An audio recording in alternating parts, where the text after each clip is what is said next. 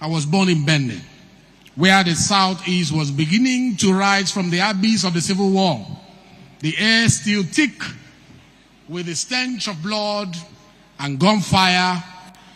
As you know, war does not only take lives, it steals the light of learning, leaving behind ruins where schools should stand. And so, education was a privilege rather than a guarantee. Don't be shocked when I say my primary school classroom was under the shade of a tree. Proof that knowledge is never bound by walls or limited by circumstances. We had no blackboards, no desks, no digital tools, only the will to learn and the belief that knowledge could be our escape from limitation.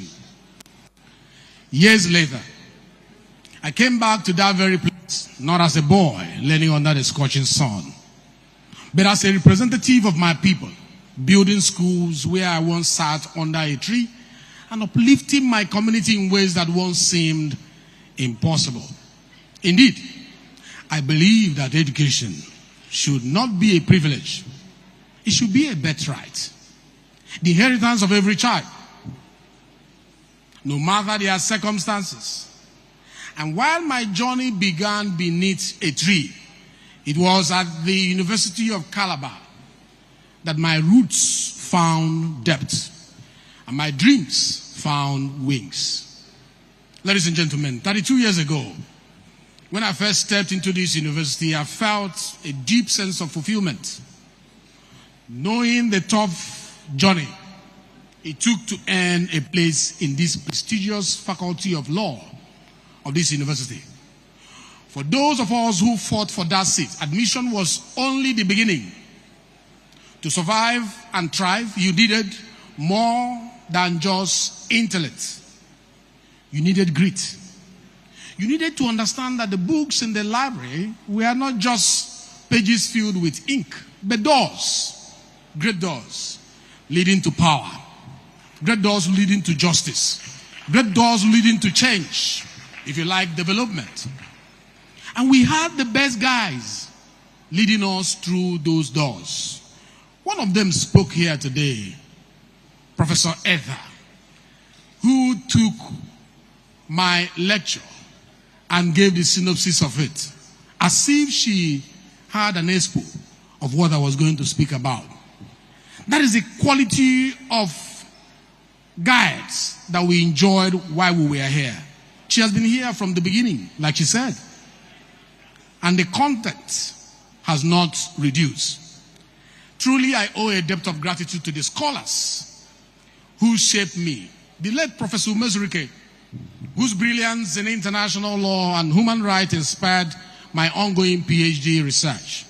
Dr. Boresien, whose constitutional law lectures were more than just lessons. They were roadmaps to governance. He didn't just teach us the law. He made us walk the law, dress the law, speak the law. He made us embody the very principles that now guide my responsibility in constitutional amendment as the chairman of the House Committee on Constitutional Review. How about Professor Michael Ockham, whose teachings on conflict of laws sharpened my reasoning? How about Professor Dada, whose mastery of company law, thank you, whose mastery of company laws etched in my mind to this day? And I must mention one of the guides that I enjoyed most, the late Professor Ijoma, a guru in philosophy and logic, who through the GSS lectures laid the foundation of our inquisitive and critical mindset, as well as solution-driven methods of thinking that overlooked challenges, but embrace possibilities. Let us pause a bit and rise for a standing ovation in honor of the lecturers and the students who have passed through this great university, from the current Vice Chancellor to those who came before, Each has played a role in shaping the legacy we celebrate today. Shall we rise and give them a round of applause? All those who have contributed in molding leaders of this nation. Some of them are seated here. The President of the Senate was molded here. The Deputy Speaker was molded here. And a whole lot of us, including the Governor of this state. Thank you. You may now have your seat. Thank you. Thank you. Thank you. The legacy we celebrate today, they made it happen. From my first year, this university opened its doors to those willing to step up, whether through the student law firm that we all enjoy, like Inner Temple Chamber and all the rest of them, or at the faculty level, or at the student union level, where we played one role or the other, or in fellowship and clubs that we belong to. I was fortunate to take a front seat in leadership across all these platforms, managing people and resources, and even representing the school before military administrators during the crisis like the Obufa communities crisis. The acting governor will bear witness to this because he was my schoolmate in those days. Now he's the acting governor of the state. He was there when we had the Obufa crisis. I was the representative that the school sent to go and negotiate for the ending of that crisis. I needed to put your hands together for what this university has built into us. These experiences were not just formative. They became the foundation of my journey into public service, preparing me for leadership on a national and global scale. This university did not just educate us. This university prepared us for life. It taught us to think critically, to lead courageously, to adapt, improvise, thrive, no matter the obstacles before us. Ladies and gentlemen, it was Nelson Mandela, in his address at the Madison Park High School in Boston, that famously stated, "Education is the most powerful weapon which you can use to change the world." But as we celebrate this institution's 50 years legacy, we must recognize that education is evolving. The gown must now navigate cyberspace, not only walk the town. When I was a student, technology was a distant dream. We only had a few computers. We searched library shelves for books and found knowledge by sheer luck. We wrote our notes in longhand and we treasured them like gold. Today, information moves at the speed of light. Knowledge is available at the click of a button. The world has become a digital campus and screens have become classrooms. Yet, with all these advancements, one thing must never change. Education must remain human-centered. Technology must be our servant, not our master. As we look ahead to the next 50 years, we must ask ourselves, what is the mandate of our universities from 2025 to 2075? How do we sustain quality education in an ever-changing world? How do we ensure that technology serves humanity and not the other way around? These are the questions we must answer today. And with that, let us begin our journey into the heart of this lecture.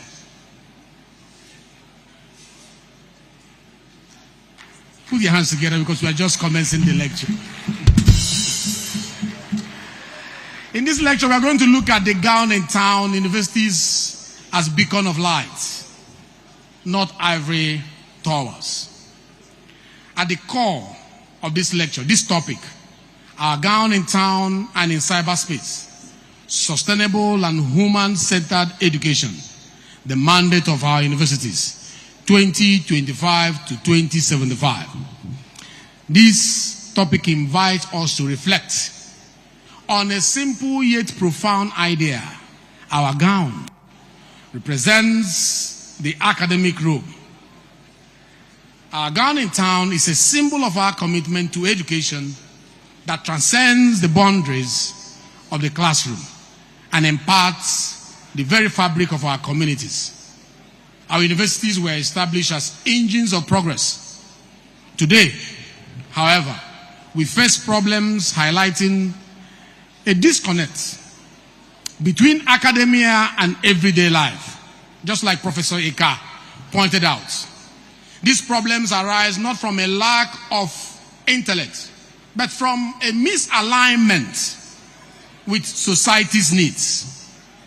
As teaching and learning have long been measured solely by academic metrics, the length of dissertations, the complexities of theories, and the splendor of research, rather than their real-world impact.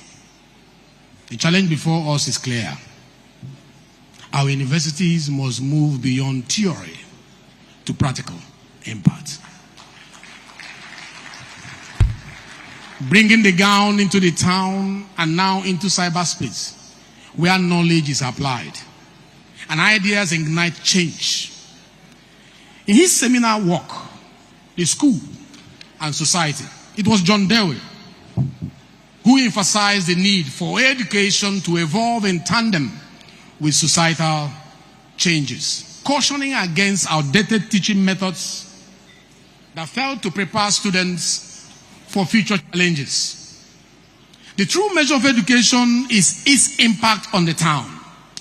How many university projects directly tackle local challenges like power, healthcare, water access, food security, or transportation?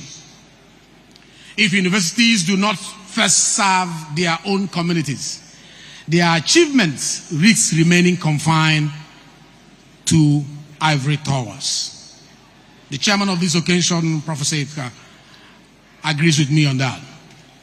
Our research must offer tangible solutions, while graduates must be equipped to address real issues from policy refinement to sustainable transportation. If the town does not feel the impact of our gown, our education is incomplete. Our universities are more than centers of learning. They are the backbone of our community and nation. Their value lies not in certificates but in real-world impact. Institutions must go beyond academic debate, producing research that shapes policies proactively rather than reacting to crisis. They should serve as policy hubs, not just locally but globally, proving that when education meets innovation, solutions follow. After all, it was Sir Ken Robertson who emphasized the significance of creativity in education, asserting, and I quote, "Creativity is as important in education as literacy, and we should treat it with the same status." It is time for our curricula to lead. Agriculture students must master drone mapping for pest control. Medical schools should integrate telemedicine and AI. Law faculties must adopt blockchain. For land registry reforms, engineering students must embrace robotics, and so on. When the gown mirrors the town's needs, productivity follows. When we bridge the gap between academia and society, university can drive national progress while contributing meaningfully to global knowledge. Thank you. Therefore, the question before us is simple. Will our universities shape the future or merely react to it? The answer lies in our collective commitment to innovation, commitment to sustainability, and commitment to purpose-driven education. But to shape the future, we must first understand how education itself has evolved. I want to tell you a little bit about the evolution of education and preparing for the future. Historically, education has been the bedrock of human civilization, evolving alongside societal needs. From the oral traditions of ancient Africa, where griots preserve history through storytelling, to the grand libraries of Alexandria, knowledge has always been the currency of progress. evolution of education has always mirrored societal needs. In ancient times, learning was an elite privilege, with Socrates, Plato, and Confucius imparting wisdom to select disciples. The Industrial Revolution of 1760 to 1840 introduced mass education designed to produce factory workers for a structured economy. The 20th century brought standardized testing and mass schooling, a model that still dominates universities today. But in an era of AI and rapid digital transformation, can this outdated system truly prepare students for the future? Or are we training them for a world that no longer exists? Are we training the students, the leaders of tomorrow, with the manuscript of yesterday? The evolution of work is evidence of how education must constantly adapt. Many jobs that once defined entire industries have vanished. You may recall that telephone switchboard operators of 1950s and 60s were replaced by automated system, just as video store clerks disappeared with Netflix and digital streaming. Typists became obsolete with word processors, and newspaper typesetters lost their relevance to digital publishing. Kodak, a giant in the photography industry, exemplified this shift. Are you aware that Kodak employed 145,000 people in 1988, but filed for bankruptcy in 2012 after failing to adapt to the digital revolution of the sector? Also, the way Nigerians consume news has undergone a seismic shift. Decades ago, families gathered around their television sets at 9 p.m. to watch the NTA network news, waiting for the official version of event. Some of you who are older than me and as old as me understand what I'm talking.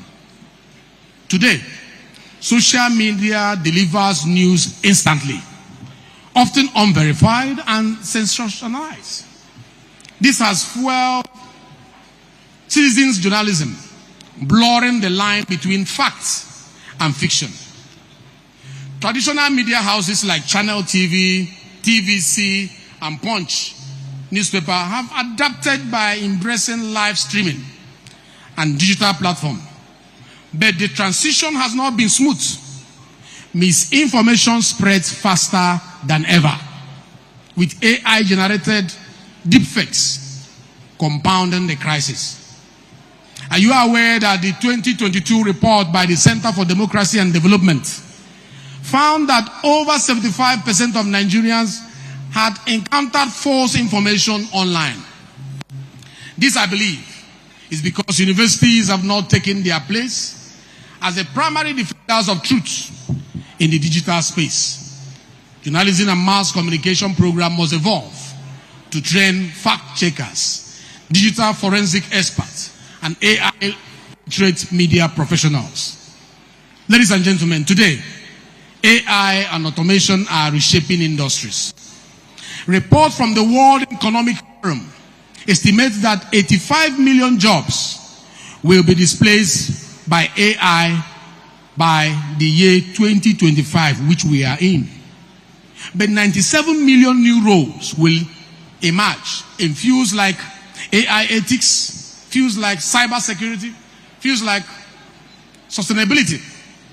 Just 3 years ago, the famous prompt engineering, the skill of instructing AI such as ChatGPT, was unheard of. Now, it is a lucrative profession. Yet many universities have not fully adapted to embrace these changes. Ladies and gentlemen, by 2030, industries will demand AI specialists to drive automation, data privacy consultants to tackle AI ethical concern, climate adaptation experts to address environmental crisis, virtual reality designs to shape the metaverse. Biotechnology engineers to merge AI with medicine, and digital well-being coaches to mitigate social media's psychological effects. Yet, how many Nigerian universities are equipping students for these roles? And how many lecturers are being retained and retrained to understand this shift? Lecturers, this is for you. Education must be lifelong. In my own experience, when I was in school, we had only a handful of computers. We used typewriters, not laptop. Today, I'm still learning, still evolving. If we expect students to prepare for the future, our educators must also be students themselves. It was, yes, as Alvin Toffler wisely said, the illiterate of the 21st century will not be those who cannot read and write, but those who cannot learn, unlearn, and relearn. Education is not merely about acquiring knowledge. It is about applying it to shape the future.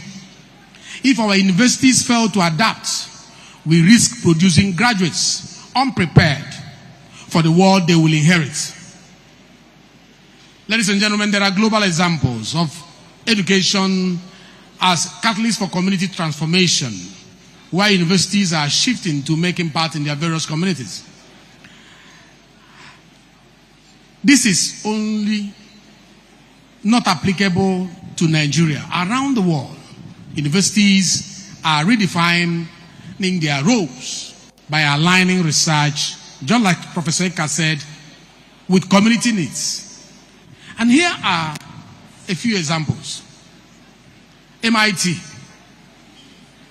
at the Massachusetts Institute of Technology, the D Lab of Technology, the D Lab initiative has reached over 30 countries around the world, developing low-cost technologies that empower rural communities by training students to devise sustainable systems and solutions, from solar-powered system to low-cost medical devices, as well as irrigation systems. MIT has demonstrated that academic excellence and community impact can go hand in hand. How about Stanford and Silicon Valley? This particular university has played a role in the economic development of Silicon Valley by producing what they call the StartX Accelerator. Stanford has helped launch over 200 startups whose collective venture capital funding exceeds $10 billion. This integration of entrepreneurial spirit with academic research has transformed local communities and set a global benchmark for service exports. Coming down to Africa, University of Cape Town in South Africa have what they call the Water Research Commission, working with local municipalities to improve water management. Their projects have directly benefited over 1 million people by developing strategies to combat water scarcity and improve sanitation, illustrating the direct social impact of focused research. If you go to India, the India Institute of Technology have created incubators that have catalyzed more than 500 startups, generating billions of dollars in revenue. Their approach has not only enhanced local agricultural productivity through smart farming techniques, but also positioned India as a major exporter of technical expertise and services. In England, with Nijmegen University in Netherlands, has a cutting-edge agricultural research, which has been instrumental in boosting yields of smallholder farmers globally, including Nigeria. Underscoring the power of targeted research in solving real-world food security challenges. These examples make it clear. When universities adapt their gowns to meet the needs of their communities, innovation flourishes and local challenges become opportunities for transformative change. When we talk about education in cyberspace, let us focus on the digital awakening, which is education without borders. That's what comes to mind when I think about that. In 2025, technology enables a child in Aba, where I grew up, to watch robotics lecture from MIT on solar-powered tablets, which is a powerful bridge between global innovation and local opportunity. Yet many of our universities in Nigeria still rely on outdated methods and curricula. This is not merely a technological gap. It is an urgent call to harness the digital revolution. Over the past 2 years, or if you like decades, digital learning initiatives have significantly expanded from what it used to be to what it is today. According to UNESCO reports, the number of students enrolled in massive open online courses, which is known as the MOOC, surged from 0 in 2012 to at least 220 million in 2021. Additionally, since the onset of the COVID-19 pandemic, more than 1.5 billion students worldwide have transitioned to online education. In its report, the World Economic Forum identified information and communication technology literacy as one of the foundational literacies essential for the 21st century. These statistics are not just numbers. They outline a roadmap for a collective future. A science fiction author known as William Gibson once said, "The future is already here. It's just not evenly distributed. The time has come to stop trailing behind and start leading. We must rise to our full potential, transform education, and ensure that every Nigerian youth has the power to shape the future. We must transform our educational institutions by integrating real-time data analytics, virtual labs, and interactive platforms, ensuring our graduates are prepared to lead in an interconnected world. Our classrooms should evolve from innovation hubs from what it is now to innovation hubs, where ideas seamlessly bridge theory and practice. We must empower our youths not just to adapt to the future, but to create it. This is our awakening, a decisive moment to harness the boundless potentials of education. While progress is on the way, several high potential areas require urgent attention from our universities. And here are the few critical areas where we must drive change. 1, gender equality in education. Empowering women and empowering nation. We are witnesses to the innovation that the current VC has brought to University of Calabar. The facts speaks for itself. When you hand over administration to women who has the competence to lead, they lead well. University of Calabar is being led well. Put your hands together for the Vice Chancellor.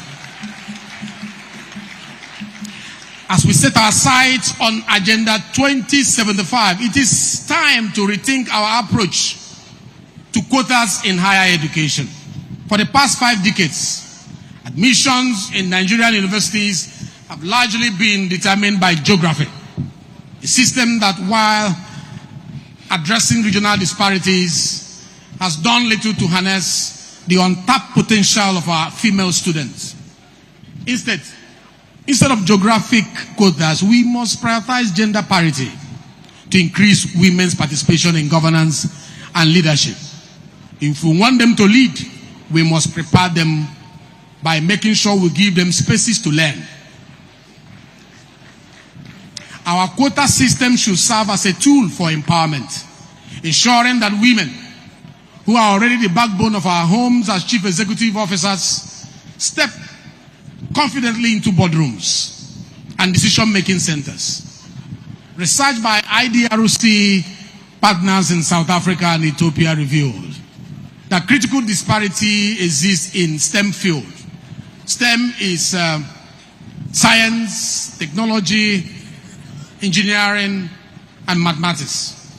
So that field, there is a gap there. And this runs through across African universities. Let me inform you that studies from 60 institutions in 8 nations highlight that women are more likely to drop out of STEM programs and face persistent microaggressions. Meanwhile, many institutions lack or fail to implement gender-focused policies. UNESCO data is there staring us on our faces.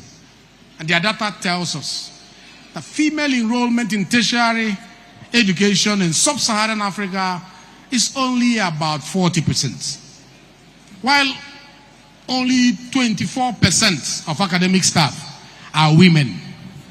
A gap that further widens at the professorate level. In Ghana, for example, only 8% of professors in public universities are female.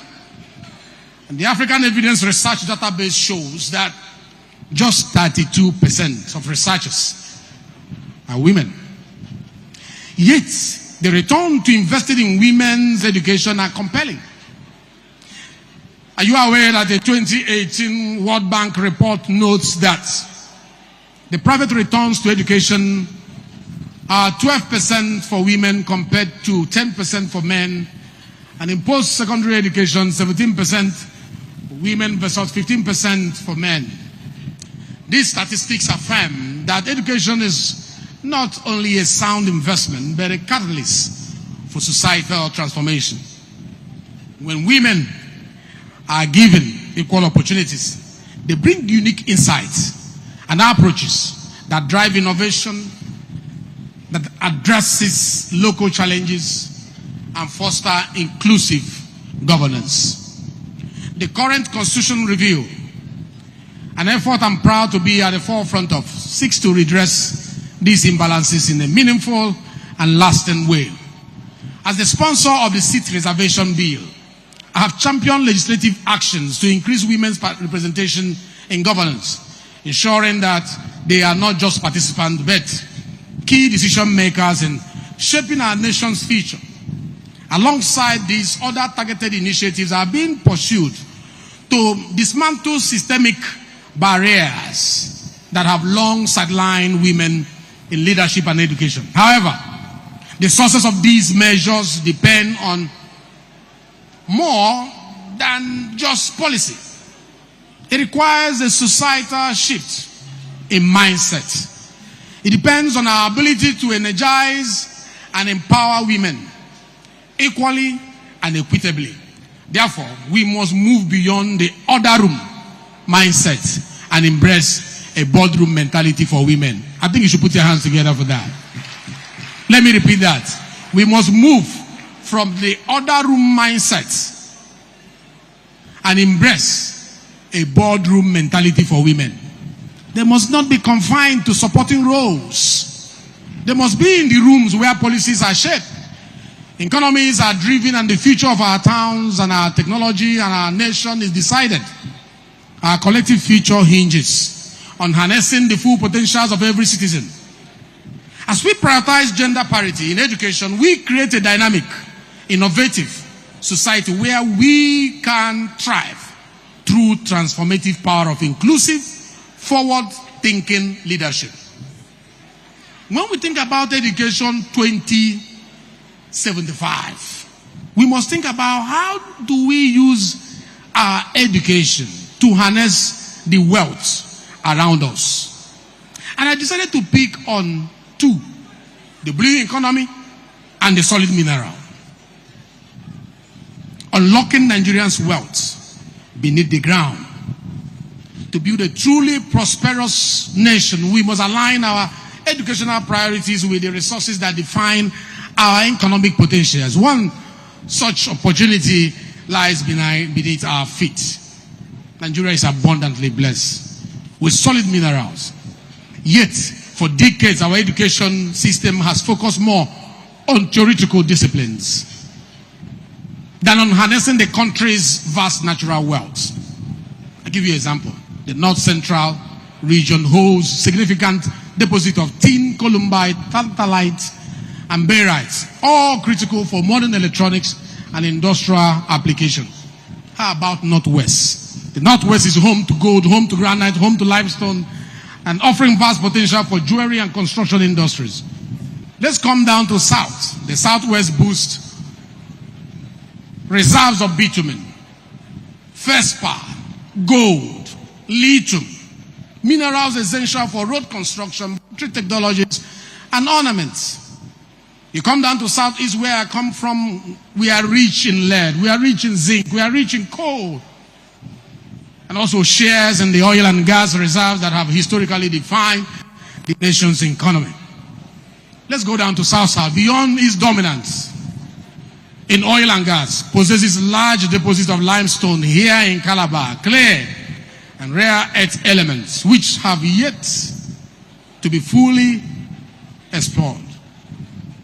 Despite this natural endowment, Nigerians remain a net importer of many refined minerals products.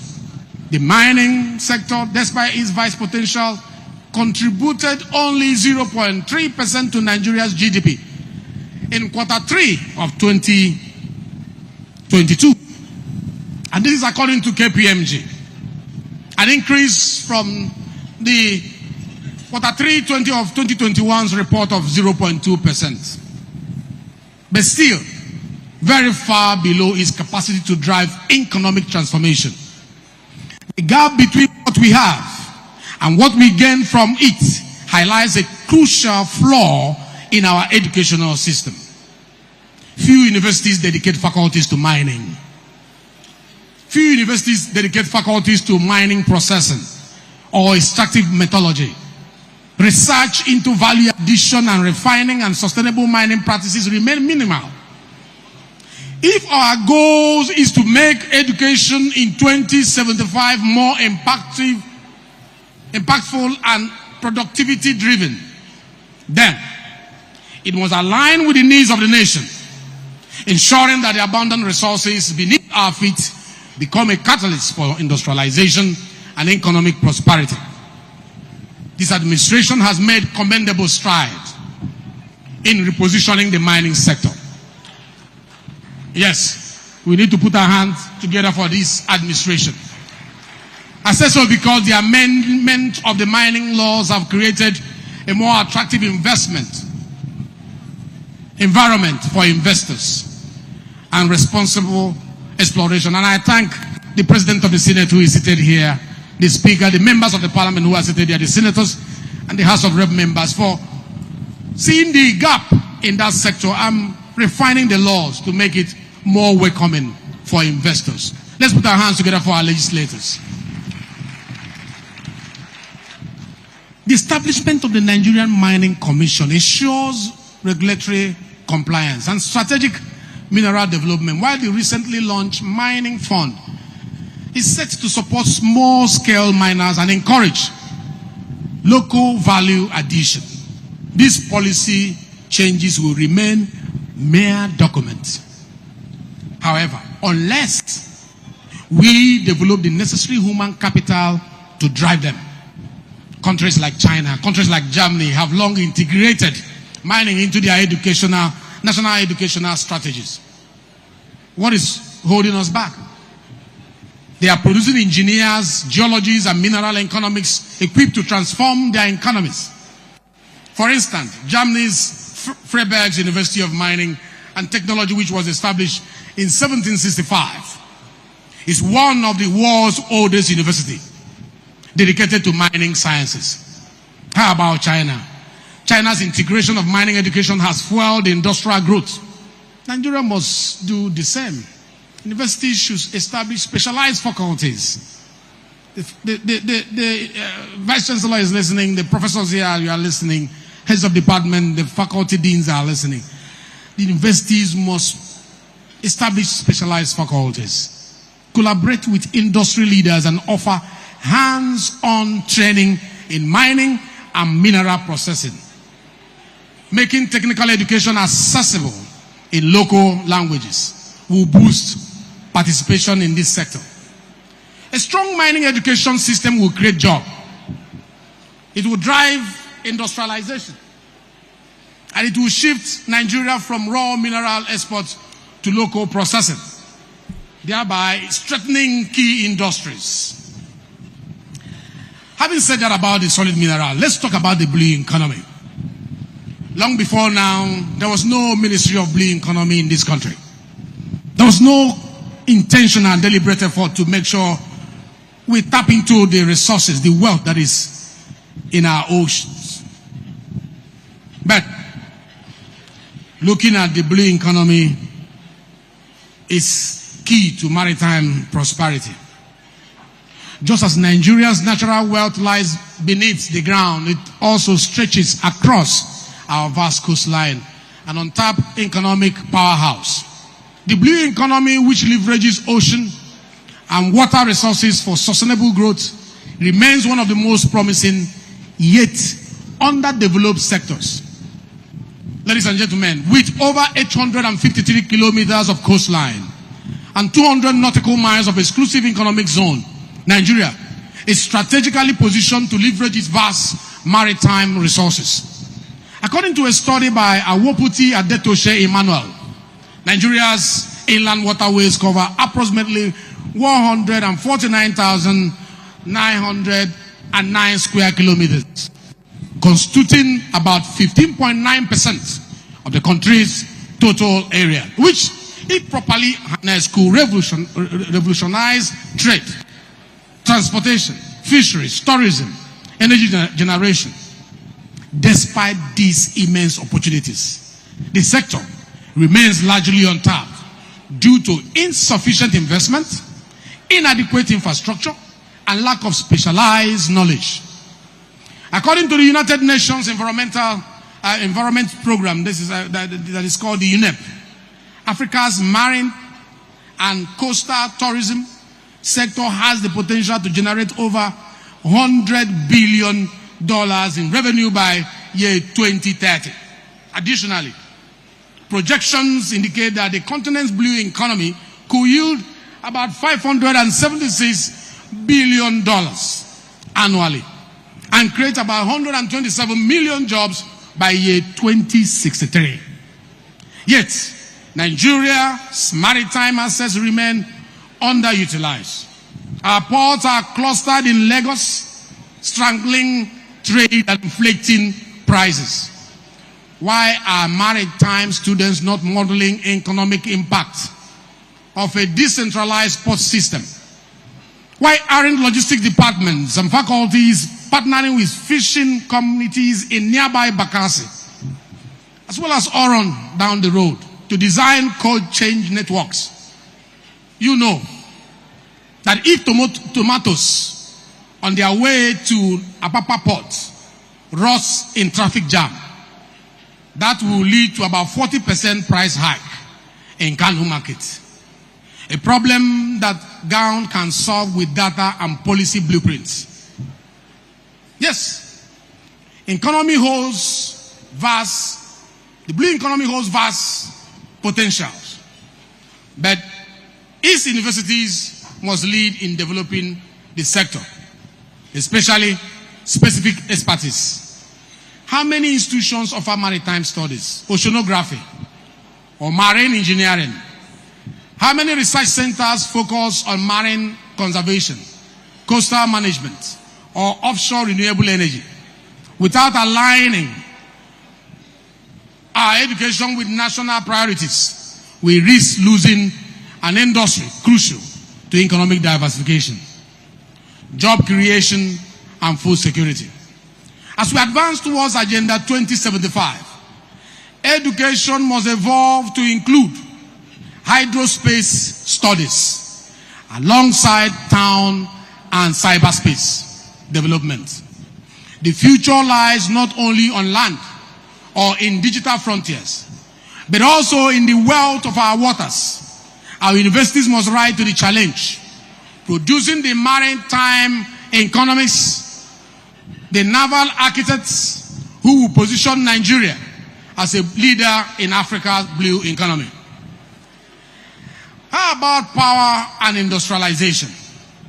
Like Professor Etha mentioned here, despite the immense potential of our blue economy, sustainable growth cannot happen without stable power supply. No economy, whether maritime, digital, or industrial, can thrive in darkness. Reliable electricity is the backbone of development. Yet, communities remain trapped in circles of blackouts and industries. In the South-South and the Southeast, the industries there struggle for gas, for industrialization. It ought not to be so. There should be fair distribution of this gas distribution to enable a fair localization of industries across the nation. The Electricity Act of 2023 was a watershed moment. A law that unbundled power, generation, power transmission, and power distribution from the exclusive list to the concurrent list. Yet, implementation gaps exist. Gas distribution infrastructure remains skeletal, stalling industrialization. Imagine undergraduates in engineering and economics collaborating to map pipeline routes using geospatial AI. Picture law students drafting frameworks for public-private partnership to fund infrastructure. This is the gown's role, to turn legislations into light bulbs. But as we power industries and expand infrastructure, ladies and gentlemen, we must do so with sustainability at the core. Energy without environmental responsibility is a short-term fix with long-term consequences. Let's look at the climate imperative, because I believe no green future without green minds. Nigeria faces significant environmental challenges, including increasing temperature, like you can see how hot it is here, rainfall variability, droughts, desertification, rising sea levels, and more frequent extreme weather events. These issues have led to biodiversity loss, reduced food and water security, increased poverty, and negative health outcomes. In 2024, severe floods affected over 9 million Nigerians and destroyed over 1.5 million hectares of cropland, exacerbating food insecurity.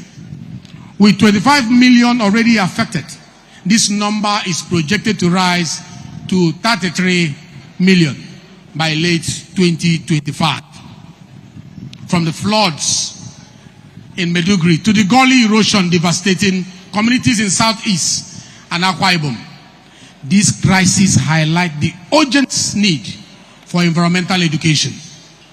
Yet few Nigerian universities have fully integrated renewable energy studies of local environmental challenges into their curricula. Despite climate change and resource depletion, how many final year projects address these urgent challenges? Our universities should be developing solutions for flood-prone communities and helping farmers adapt. Imagine a microbiologist graduate pioneering biogas energy from waste. This vision underscores the role of every discipline, from philosophy to computer science, from engineering to medicine, from architecture to art, in addressing real-world problems. Thank you. This academic success lies not just in GPAs. It doesn't lie in GPAs, high GPAs, or publications. Because I hear people say, I have 1,000 publications, and what about it? How do we measure your impact? You publish so many theories with no practical evidence of impact. It ought not to be the style of education as we approach 2075.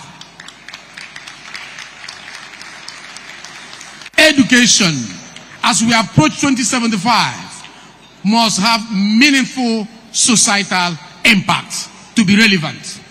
Across the world, universities have committed to sustainable initiative as seen in the Taylor's Declaration, a 10-point action plan to integrate environmental literacy and sustainability into teaching, into research, into operation. As of 2017, over 500 universities from 55 countries of the world have signed this declaration, signaling a global commitment to sustainable development. Nigerian universities must take their place in this movement, not just by teaching sustainability, but by embedding it in their institutional DNA. If universities are to be true catalysts for change, should their impact not be measured by how well they advance the goals that define the progress? There should be a way of measuring that progress. The sustainable development goals that Professor Eka mentioned here as well has to have a direct relationship with the roles that universities play. Universities must take the lead in translating national ambitions into tangible progress. Let me repeat that. Universities must take the lead in translating national ambitions into tangible progress by aligning research, innovation, and policy engagement with the sustainable development goals. As centers of knowledge creation, they have a responsibility to drive solutions that foster inclusive growth, that foster sustainability, that foster resilience. Education, when we talk about SDG, we have SDG 4 and SDG 8 talking about workforce development. Expanding access to education must go hand in hand with improving quality of education. Universities should foster public-private partnership to enhance hostel capacity, recruit STEM lecturers, and introduce flexible learning models such as evening programs and online programs. How many online programs do we have at the University of Calabar? How many? Few, if there is any. There is a gap to increase it. But I must commend them because there is a little shift from what it used to be when I was here. During my PhD studies in the University of Calabar, I could do my interaction with my lecturers over the internet in some of my classes. And that is an improvement from what it used to be. Let's put our hands together. But we need to do more. We need to do more if we must be fit for purpose. Thank you very much for listening, and God bless you. Join the excitement with Betano, the premier sports betting platform in Nigeria and proud official partner of Aston Villa. Enjoy our award-winning experience with fantastic betting options, cash out, and engaging missions. Discover even more exclusive features. Join now and receive a welcome bonus of up to 200,000 naira. Betano. The game starts now. With Glovo, you've got the city at your fingertips. Craving fried chicken or smoky jollof? Order on Glovo. Running low on toiletries? Glovo's got you. Track the rider as your order makes its way to you. Download Glovo. Order anything you want and receive it in minutes.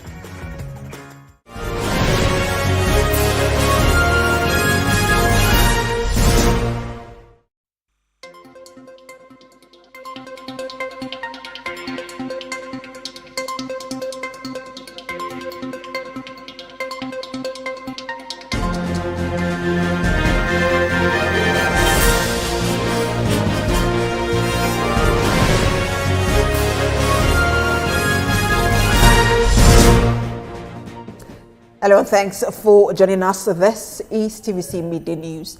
Today, the 29th of March, is the birthday of Nigeria's President Bola Tinubu. This year, in commemoration of his birthday, the president chose a prayer session to reflect his dedication to Nigeria's spiritual and moral well-being and his commitment to seeking divine guidance, insight, and strength in leadership. But there is already a deluge of well wishes to celebrate him and acknowledge his leadership and bold policy reforms. TVC News State House correspondent Femi Akonde reports.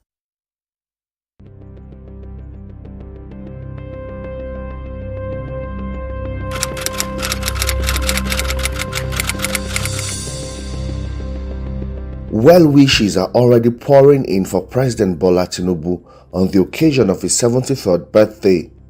However, for the man being celebrated, this milestone is not just about receiving praise, but also an opportunity to express gratitude to God for preserving and supporting him in the daunting task of leading the nation. Notably, President Bola Tinubu's birthday coincides with the holy month of Ramadan and the Christian Lent, and comes 2 months before his administration's second anniversary. He's a very courageous leader, very audacious, very visionary, very bold, and at the same time, very patriotic. A great Democrat whose life, since he left the corporate war, has been spent in fighting for democracy. The yesteryears, when at a time like this, food prices keep going up, food prices are coming down, the cost of petroleum, PMS for most Nigerians also stabilizing. The foreign exchange is also beginning to stabilize. The economy is turning the corner. Insecurity is going down. This is very significant. In the flurry of birthday wishes, everyone acknowledges that President Bola Tinubu has taken bold decisions that have set the country on the path of progress and prosperity. The president himself also reaffirmed his commitment to consolidating democratic gains, fostering economic recovery, and promoting national cohesion. As his Minister of Budget and Economic Planning, one who is very conversant with the decisions that have been taken as a team member, decisions on policies that I believe in, and the equity that characterizes those decisions, where Mr. President is thinking for